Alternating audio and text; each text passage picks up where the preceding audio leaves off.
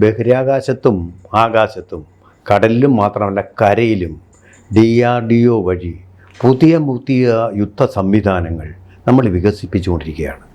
നമ്മുടെ യുണീക്കായിട്ടുള്ള ആയുധങ്ങൾ വരെ അവിടെ ഉണ്ടായിക്കൊണ്ടേയിരിക്കുകയാണ്. അതൊരു കണ്ടിന്യൂസ് പ്രോസസ്സാണ്. ഇപ്പോൾ നമ്മൾ ഏറ്റവും പുതുതായിട്ട് അറിയുന്ന കാര്യം ആർട്ടിലറി, ആ കാര്യത്തിൽ കട്ടിംഗ് ദി എഡ്ജ് ടെക്നോളജിയിൽപ്പെട്ട ഒരു ശ്രേണി അവിടെ വികസിപ്പിച്ച് എടുത്തിരിക്കുന്നു എന്നുള്ളതാണ്. അതിൻ്റെ വിശേഷങ്ങളൊന്ന് പ്രേക്ഷകരുമായിട്ട് പങ്കുവയ്ക്കും. ഇന്ത്യയുടെ DRDO എന്ന് പറയുന്നത് ലോകോത്തരമായ ഒരു ജൈത്രയാത്ര നടത്തിക്കൊണ്ടിരിക്കുകയാണ് ഇപ്പോഴും. നമ്മുടെ ലോകത്ത് ഇന്ത്യയുടെ സ്ഥാനം എന്ന് പറയുന്നത് ആയുധം വാങ്ങിക്കുന്ന ഒരു രാജ്യം എന്ന രീതിയിലായിരുന്നു. അത്തരം ഡീലുകളായിരുന്നു നമ്മൾ വർഷങ്ങളായിട്ട് നടന്നുകൊണ്ടിരുന്നത്. എന്നാൽ മേക്കിംഗ് ഇന്ത്യ എന്ന് പറഞ്ഞൊരു പ്രോജക്റ്റ് കൊണ്ടുവന്നു. ആ പ്രോജക്റ്റിൽ നമുക്കറിയാം, ഒരു സിംഹം നടന്നു പോകുന്ന കുറേ പൽചക്രങ്ങളൊക്കെ ഉള്ളൊരു ഭയങ്കര സിംബോളിക്കായിട്ടുള്ളൊരു ഒരു പിക്ചറാണ് നമ്മളിപ്പോഴും ഇതിൽ കാണുന്നത്. അത് വെച്ചുകൊണ്ട് നമ്മൾ ആ മേക്കിംഗ് ഇന്ത്യ പ്രൊജക്റ്റ് കൊണ്ടുവന്നപ്പോൾ യഥാർത്ഥത്തിൽ ഞാൻ ഉൾപ്പെടെ പലരും ഇതൊക്കെ നടക്കുമോ, ഇന്ത്യയല്ലേ എന്ന രീതിയിൽ ചിന്തിച്ചു. പക്ഷേ സംഭവം ശരിയാണ്, പൂച്ചയിലേ പിടിച്ചു തുടങ്ങി. അതായത് നമ്മൾ ലോകത്ത് ഒരു രാജ്യത്തിനും ഇല്ലാത്ത ഒരു ടെക്നോളജിയിലേക്ക് വന്നിരിക്കുന്നു. ടെക്നോളജി രാജ്യങ്ങൾക്കുണ്ടാകാം, പക്ഷേ ഈ ഒരു മേഖലയിൽ നമ്മൾ ഫസ്റ്റായി. അതായത് റാംജെറ്റ് എഞ്ചിൻ എന്നാണ് പറയുന്നത്. ഇതൊരു ടെക്നോളജിയാണ് റാംജെറ്റ് എന്ന് പറയുന്നത്. എല്ലാത്തിലും ഈ റാം ആണല്ലോ. ഇപ്പൊ തൊഴിലുറപ്പ് പദ്ധതിയിലും റാം, അല്ലാതെ കമ്പ്യൂട്ടറിന് റാം എന്ന് നമ്മൾ പറയുന്നില്ലേ. അപ്പോൾ റാംജെറ്റ് ടെക്നോളജി എന്ന് പറയുന്ന ഈ ടെക്നോളജി മറ്റു പല രാജ്യങ്ങൾക്കുമുണ്ട്. പക്ഷേ പ്രശ്നം എന്താണെന്ന് വെച്ചിട്ടുണ്ടെങ്കിൽ ഇതിനെ ഒരു വളരെ പ്രോട്ടോടൈപ്പായിട്ട് കൊണ്ടുവരാൻ ഒരു രാജ്യത്തിനും പറ്റിയിരുന്നില്ല. അതിൻ്റെ ഒരു എക്സാമ്പിൾ പറഞ്ഞു തരാം. ഇതിൻ്റെ ഗുണം എന്താണെന്ന് ചോദിച്ചിട്ടുണ്ടെങ്കിൽ, അതായത് ശബ്ദാതി വേഗത്തിൽ പിന്തുടർന്ന് ചെന്ന് നമ്മളുടെ രാജ്യത്തിന് നേരെ വരുന്ന വിമാനങ്ങളെയോ മിസൈലുകളെയോ റോക്കറ്റുകളെയോ ഭസ്മമാക്കി കളയുവാനായിട്ട് ഈ ടെക്നോളജി കൊണ്ട് സാധിക്കും. പക്ഷേ വിമാനവേധ തോക്കുകളെന്ന് നമ്മൾ കേട്ടിട്ടുണ്ട്. അത്തരം തോക്കുകൾക്ക് നമ്മൾ പൊതുവെ ബൊഫേഴ്സ് പോലുള്ള കമ്പനികളെയായിരുന്നു നമ്മൾ ആശ്രയിച്ചിരുന്നത്. അപ്പോൾ ഈ വിമാനവേധ തോക്കുകൾ എന്ന് പറഞ്ഞാൽ സാധാരണ തോക്കുകൾ തന്നെയാണ്, പക്ഷേ ഇതിന്റെ പ്രത്യേകത റേഞ്ച് കൂടുതലാണ്. അതേപോലെ തന്നെ അതിന്റെ ഷെല്ലും വലുതാണ്. അതാണ് അതിന്റെ പ്രത്യേകത. പക്ഷെ അതിനൊരു പരിമിതി ഉള്ളതെന്ന് വെച്ചിട്ടുണ്ടെങ്കിൽ അതിന്റെ വേഗത, റേഞ്ച്, ഇക്കാര്യങ്ങളിലെല്ലാം മിസൈലുകൾക്കും ഈ ഫൈറ്റർ ജെറ്റുകൾക്കും ഇവയെ തോൽപ്പിക്കാനായിട്ട് സാധിക്കും, കബളിപ്പിക്കാനായിട്ട് പറ്റും. അപ്പോൾ നമ്മൾ എന്ത് ചെയ്തെന്ന് വെച്ചിട്ടുണ്ടെങ്കിൽ 155 mm പീരങ്കി, ഈ സാധാരണ നമ്മൾ ഈ ബൊഫേഴ്സിനും 155-ൻ്റെയൊക്കെ നമ്മൾ ഉപയോഗിച്ചിട്ടുണ്ട്. അപ്പം നമ്മളിത് റാംജെറ്റിലേക്ക് വന്നപ്പോൾ നമ്മളുടെ പരമ്പരാഗതമായിട്ടുള്ള ആർട്ടിലറികൾക്ക് കിട്ടുന്നതിനേക്കാൾ 50% എഫിഷ്യൻസി റേഞ്ചിലും വേഗതയിലും ഇതിന് കിട്ടി. അപ്പോൾ ഈ വേഗത കൈവരിക്കുമ്പോൾ ഇതിനു വേണ്ടി നമ്മൾ ഇത്ര നാൾ ഉപയോഗിച്ചിരുന്ന നമ്മളുടെ മിസൈലുകളാണ് ഈ വേഗതയിൽ ചെന്ന് ഫൈറ്ററിനെ എല്ലാം താഴെയിടാനായിട്ട്.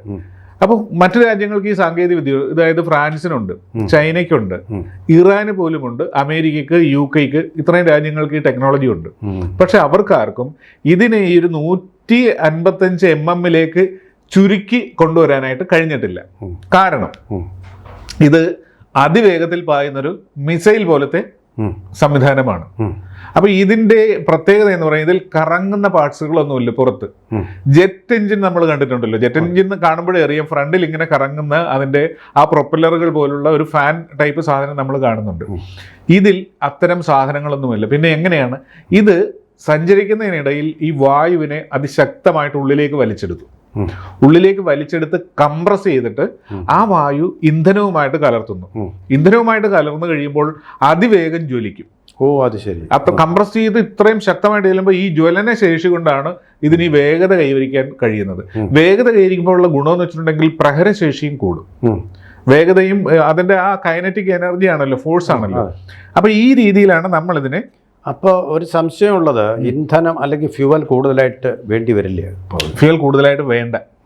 കാരണം ഈ ഫ്യൂവലിനെ അതിന്റെ എഫിഷ്യൻസി കൂട്ടാൻ വേണ്ടിയാണ് ഈ എയർ വലിച്ചെടുത്ത് കംപ്രസ് ചെയ്ത് ഇതിലേക്ക് കൊടുക്കുന്നത്.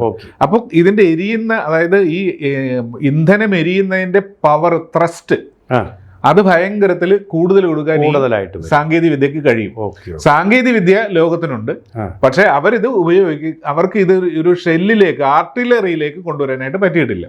കാരണം എല്ലാ രാജ്യത്തിന്റെയും യുദ്ധത്തിൽ വിജയം സമ്മാനിക്കുന്ന ഒരു പ്രധാന ഘടകമാണ് ആർട്ടിലറി എന്ന് പറയുന്നത്.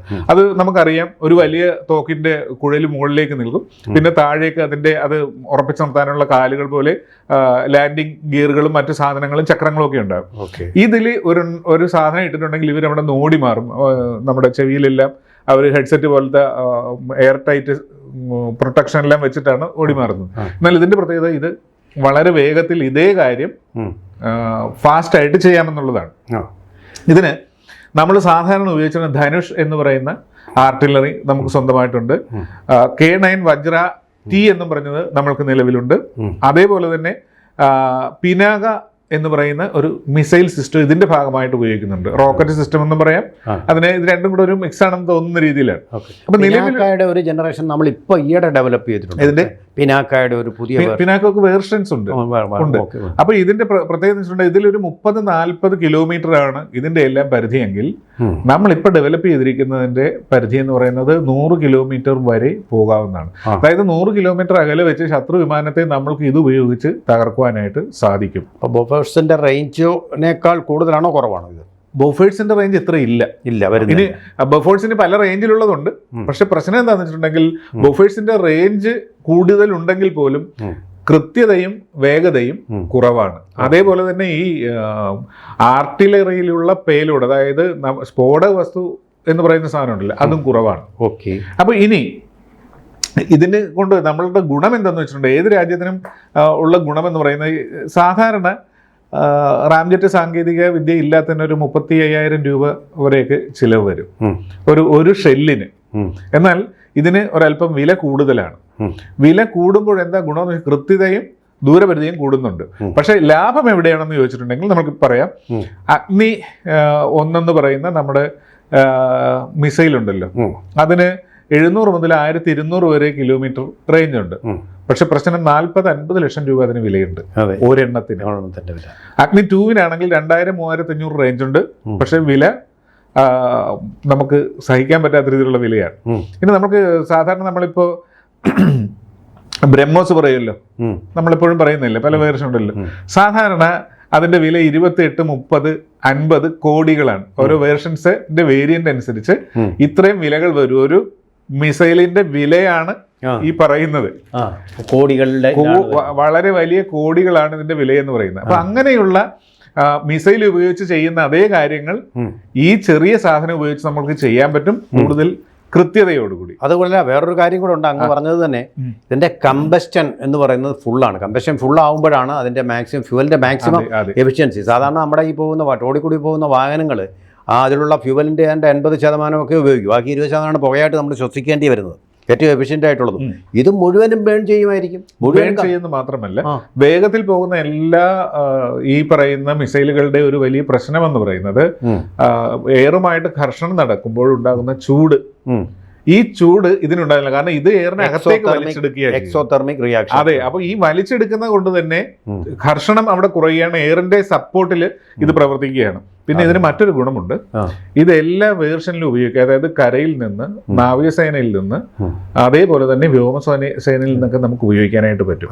ഇത് നമ്മുടെ ശത്രു രാജ്യങ്ങളുടെ അതിശക്തമായ പേടി സ്വപ്നമായിട്ടാണ് ഇപ്പൊ മാറിയിരിക്കുന്നത്.